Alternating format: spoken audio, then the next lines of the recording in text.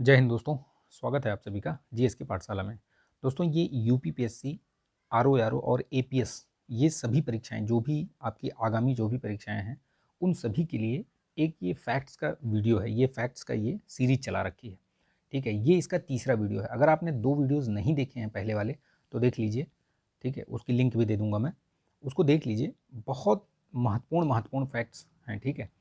सीधे सीधे परीक्षाओं में इन फैक्ट्स से आपको प्रश्न देखने को मिलेंगे, ठीक। तो इसको गलती से भी मिस मत करिएगा, पूरा देखिएगा। बहुत लंबा वीडियो नहीं होगा, 10 से 12 मिनट 15 मिनट का वीडियो होगा, लेकिन बेहतरीन फैक्ट्स आपको देखने को मिलेंगे, ठीक है।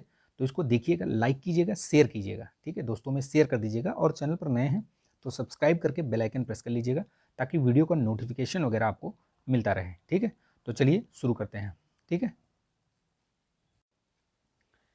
ये आगामी सभी परीक्षाओं के लिए महत्वपूर्ण है, ठीक है। कोई भी परीक्षा हो, चाहे किसी भी स्टेट की हो या वनडे एसएससी कोई सा भी हो, ठीक। हर जगह ये फैक्ट्स आपको देखने को मिलेंगे, सीधे सीधे वन लाइनर ये फैक्ट आपको 110% मिलेंगे। चलिए शुरू करते हैं। देखिए, इकोलॉजी शब्द का सर्वप्रथम प्रयोग किसने किया था? तो याद रखिएगा, अर्नेस्ट हैकल। पूछा भी गया है, देखिए इसमें लिखा भी है, यूपीपीसीएस में ये पूछा गया है। पारिस्थितिकी के जनक की संज्ञा किसको दी गई है? तो इन्हीं को दी गई है, अर्नेस्ट हैकल को ही, याद रखिएगा, ठीक है। ये लाइक कीजिएगा इसको और शेयर कर दीजिएगा दोस्तों में। पारिस्थितिकी के अंतर्गत किसका पारस्परिक अध्ययन किया जाता है? तो वातावरण और जीव समुदाय के बीच जो अंतर क्रियाएं होती हैं उन्हीं का अध्ययन इसमें किया जाता है। रंध्रों का खुलना और बंद होना, जो पत्तों पर रंध्र पाए जाते हैं ना, उनका खुलना और बंद होना किस पर निर्भर करता है? तो ये लाइट पर निर्भर करता है, ठीक है, प्रकाश पर। विटामिन ए डी तथा कैरोटीन के निर्माण में किसकी महत्वपूर्ण भूमिका होती है? तो ये याद रखिएगा, लाइट की, ठीक है, प्रकाश की। अल्प दीप्तकाली पौधे कौन से हैं? तो ये याद रखिएगा, तंबाकू और सोयाबीन, ये अल्प दीप्तकालीन पौधे होते हैं। दीप्तकालिता होती क्या है कि जो जैसे किसी पौधे को मतलब कितना टाइम टाइम चाहिए, कितना प्रकाश उसको चाहिए, उसका जो मतलब निर्धारण है वो इसी से किया जाता है, ठीक है। ज़्यादा चाहिए कि नहीं चाहिए, या चाहिए ही नहीं, कम चाहिए, इस तरीके से, तो वही है दीप्तकालिता, ठीक, याद रखिएगा, मतलब मोटे मोटे तौर पे। छाया प्रिय पौधों को कहा जाता है, तो इनको क्या कहा जाता है? हेलियोफिलस, ठीक है। छाया प्रिय पौधे यानी कि जो छाए में उगते हैं। नॉर्मली पौधे क्या है, पौधों को सूर्य का प्रकाश चाहिए प्रकाश संश्लेषण के लिए, लेकिन कुछ पौधे ऐसे होते हैं जिनको छाया में वो उगते हैं, ठीक है। आपने देखा होगा घरों में, आपको कमरों में, रूम में वो प्लांट दिखते हैं आपको, वो छाया प्रिय पौधे कहे जाते हैं, ठीक। एंजाइम क्रियाशीलता का सर्वोत्तम ताप क्या है? तो याद रखिएगा, 25 से 35 डिग्री सेल्सियस जो तापमान होता है वो एंजाइम की क्रियाशीलता का सर्वोत्तम ताप है। बहुत महत्वपूर्ण है, वेरी वेरी इंपॉर्टेंट, ठीक है, पूछा जा सकता है। किस ताप पर एंजाइम का जो है वो विकृतीकरण हो जाता है, यानी कि वो उसका मतलब विनाश हो जाता है एक तरीके से? तो ये याद रखिएगा, 60 से 70 डिग्री सेल्सियस अगर टेम्परेचर पहुंच जाए तो उसमें एंजाइम जो है वो उसका विकृतीकरण हो जाता है, ठीक। अल्पाइन वृक्ष की ऊंचाई भारत में, मतलब किस ऊंचाई पर जाएंगे तो आपको अल्पाइन वृक्ष देखने को मिलेगा? तो 3600 से 4000 मीटर की ऊंचाई पर जाएंगे तो आपको ये मिलेगा देखने को, ये वृक्ष अल्पाइन वाले, ठीक। ये पूछा भी गया है, देखिए यूपीपीसीएस में। स्थायी बर्फ लाइन की भारत में क्या ऊंचाई है? तो 4000 मीटर पर आपको मतलब वहाँ पे परमानेंट बर्फ दिखेगी। अगर आप 4000 की ऊंचाई पर जाते हैं कहीं भी तो वहाँ पे आपको परमानेंट देखने को मिलेगा ये, ठीक है, याद रखिएगा। वाष्पोत्सर्जन की किस प्रकार की क्रिया है? तो जैविकीय क्रिया है, याद रखिएगा, जैविकीय क्रिया। अंकुरण के लिए बीजों को कम ताप पर रखना क्या कहलाता है? तो ये बसंतीकरण कहलाता है। ये आरएएस और बीपीएससी में दोनों में पूछा गया है। अंकुरण के लिए बीजों को कम तापमान पर रखना क्या कहलाता है? बसंतीकरण, याद रखिएगा, ठीक है। मरुद्भिद पौधों में प्रायः पत्तियां किसमें बदल जाती हैं? आपने देखा होगा, कांटेदार उसमें बदल जाती हैं ये, ठीक है। नागफनी वगैरह देखा है आपने, उनमें देखिए कांटे के रूप में वो पत्तियां बदल जाती हैं।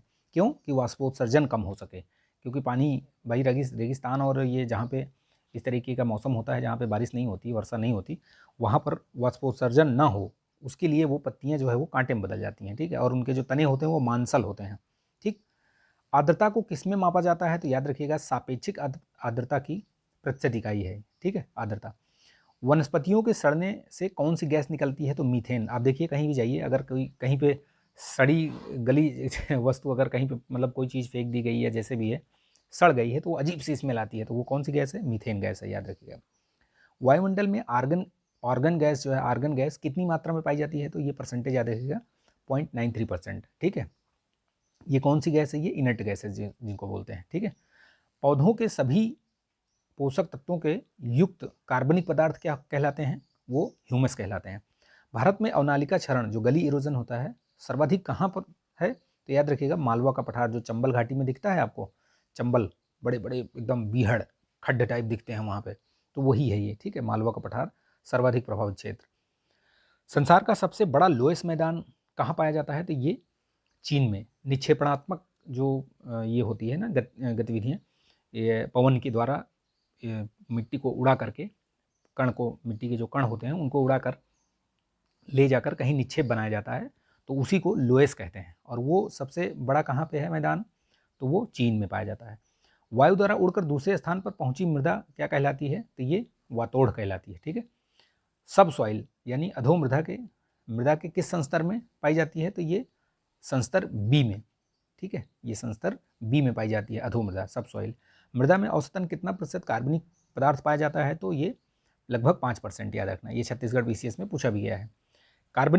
सर्वाधिक कार्बनिक पदार्थ किस मृदा में पाया जाता है? तो ये पीट मृदा होती है, पीट मृदा में सर्वाधिक कार्बनिक पदार्थ पाए जाते हैं, ठीक है।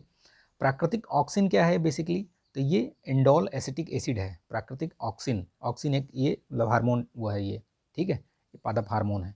क्लोरोफिल के निर्माण के लिए अति आवश्यक तत्व कौन सा है? तो मैग्नीशियम, याद रखिएगा, ये दोनों में पूछा गया है, आईएएस और पीसीएस दोनों में पूछा गया है, यूपी पीसीएस में, ठीक है। वाष्पोत्सर्जन क्रिया के लिए कौन सा तत्व आवश्यक है? तो ये पोटेशियम। और क्लोरोफिल के लिए कौन सा है? मैग्नीशियम। वह मृदा जल जिसे पौधे अपनी जड़ों द्वारा अवशोषित करते हैं, तो कौन से होते हैं वो? केसिका जल, उनको बोलते हैं केसिका जल, ठीक है, कैपिलरी वाटर। किस मृदा में जल धारण क्षमता सर्वाधिक होती है? तो मटियार जो मृदा होती है ना, क्ले जिसको बोलते हैं, उसमें सबसे अधिक जल धारण क्षमता होती है। जलाक्रांता मृदा में किस प्रकार की वनस्पतियां मिलती हैं? तो मैग्रोव देखिए आप, ठीक है। पौधों की वृद्धि तथा मृदा से पोषक तत्वों का अवशोषण सर्वाधिक किस पीएच मान पर होता है? तो 6 से 7, 7.5, 6 से 7.5 के बीच में, ठीक है, पीएच होना चाहिए इसमें, ठीक है। ये जैसे ये मैग्रोव वनस्पतियों के लिए बेसिकली एक 2023-24 के बजट में मिष्टी योजना का को प्रारंभ भी किया गया है, ठीक, याद रखिएगा इस चीज़ को। सर्वाधिक उर्वरता को धारण करने वाला मृदा कण कौन सा है? तो मटियार है, ठीक है, ये जल धारण क्षमता वाला भी है मटियार मृदा, क्ले। सर्वाधिक उर्वर मृदा और मिट्टी दोमट मृदा होती है और जलोढ़ मिट्टी, ठीक, याद रखना, मृदा का ही वो भाग है वो मिट्टी, ठीक। चूना प्रधान मृदा में उगने वाले पौधे को क्या कहा जाता है? कैल्सिकोल्स कहा जाता है। क्या कहा जाता है? कैल्सिकोल्स, ठीक है। सर्वप्रथम जो डीप इकोलॉजी है उस शब्द का यूज़ किसने किया था? तो अर्नीज नेज ने किया था, अर्नीज नेज, कब? 1973 में, ठीक है। अब देखते हैं दक्षिण पूर्व, ये देखिए मिक्स टाइप का है, ये मत सोचिएगा कि इन्वायरमेंट इकोलॉजी है, पॉलिटी है, जोग्राफी है, सब इसमें मिक्स मिलेगा, मतलब एक कोई नहीं रहेगा इसमें, हिस्ट्री जोग्राफी सब मिलेगा इसमें आपको, ठीक है। दक्षिण पूर्वी संयुक्त राज्य अमेरिका का नरक किस नदी को कहा जाता है? टेनेसी नदी को कहा जाता है, ठीक है, ये याद रखिएगा। भारत की दामोदर नदी परियोजना किस नदी पर परियोजना की अनुकृति है?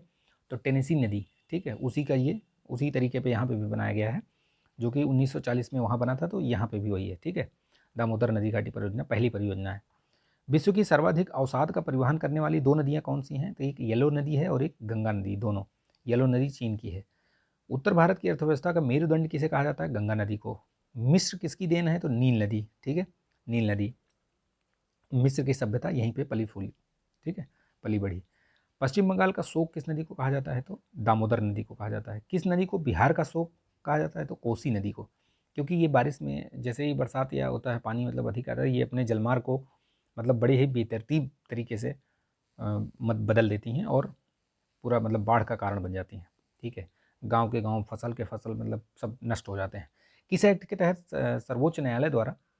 सर्वोच्च न्यायालय की अधिकारिता से गवर्नर जनरल काउंसिल को मुक्त कर दिया गया था?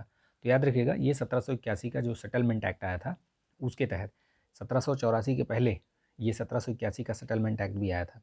सर्वोच्च न्यायालय की राजस्व अधिकारिता को किस एक्ट द्वारा समाप्त किया गया? तो इसी एक्ट के द्वारा, ठीक, ये याद रखिएगा, बहुत लोग जानते ही नहीं इसके बारे में, ठीक है। 1781 का एक्ट आया था, पिट्स इंडिया एक्ट के पहले ही आया था, ये सेटलमेंट एक्ट बोलते हैं इसको, ठीक।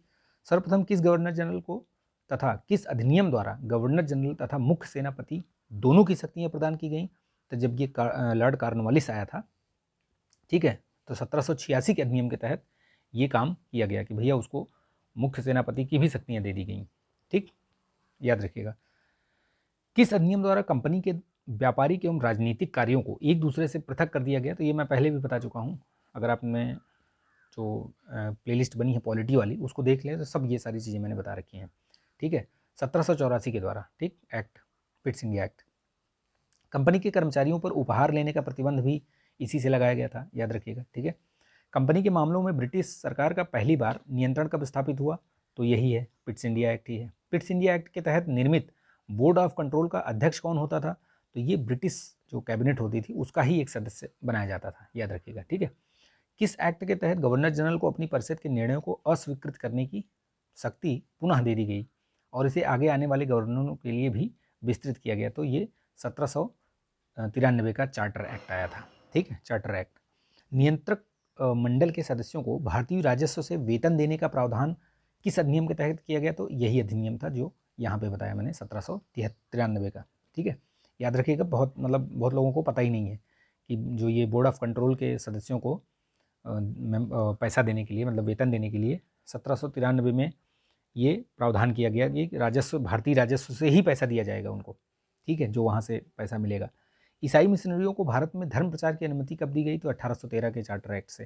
ठीक, 1813 के चार्टर एक्ट में ही भारतीयों की शिक्षा पर व्यय करने के लिए 1 लाख रुपए का प्रावधान किया गया। हालांकि ये खर्च नहीं हुआ उस समय, ठीक है, बाद में हुआ। भारत में आकर बसने तथा व्यापार करने के लिए आने वाले अंग्रेजों को लाइसेंस लेना किस चार्टर अधिनियम के तहत किया गया? तो यही है, मतलब मोनोपोली खत्म कर दी गई थी इसमें। चाय और चीन, चाय का व्यापार और चीन के साथ व्यापार को छोड़ करके यहाँ पे उनकी मोनोपोली लगभग समाप्त कर दी गई। ठीक है, 1813 के चार्टर से। किस अधिनियम के द्वारा गवर्नर जनरल के सदस्यों की संख्या 4 से 3 कर दी गई, जिसमें एक प्रांत का मुख्य सेनापति होना अनिवार्य था? तो ये 1784 का पिट्स इंडिया एक्ट।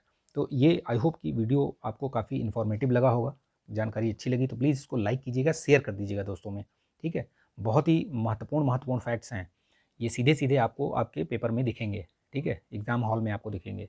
चलिए, तो मिलेंगे नेक्स्ट वीडियो में, तब तक के लिए आप अपना ध्यान रखिए। जय हिंद।